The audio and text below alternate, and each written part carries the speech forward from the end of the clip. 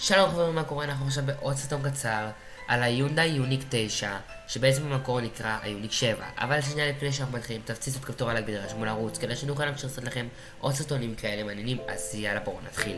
אז ככה, לפני 4 שנים חברת יונדאי פרסמה שתוציא 3 דגמים חשמליים: יוניק 5, יוניק 6 ויוניק 7.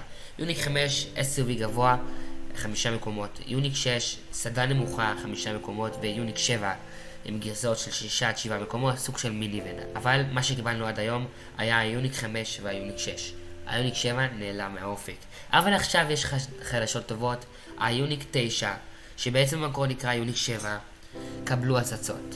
אז ככה, אין נתונים רשמיים עדיין ליוניק 9, אבל בערך זה יהיה מבוסס על אותו פלטפורמה של הקאיה EV9, שמצאת סוללה ענקית של 100 קילוואט שעה והנעה אחורית או כפולה, תלוי לכמה אתם משלמים.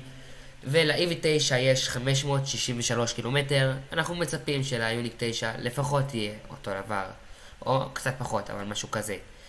הטעינה מהירה, הספק שנע בין 200 ל-250 קילוואט,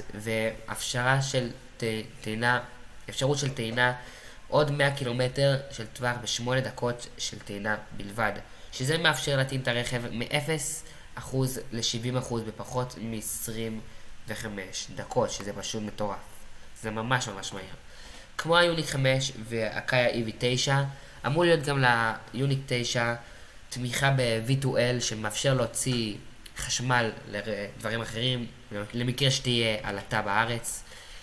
220 וולט למכשירי חשמל חיצוניים, שזה סבבה. אתם לא יכולים להתאים מזה את הבית, אבל אתם יכולים לקבל מכונת קפה או מקרר ומשהו כזה. בסיס גלגלים של 3100 מילימטר, זאת אומרת 3 מטר ו100 סנטימטר, או 6 או 7 מקומות.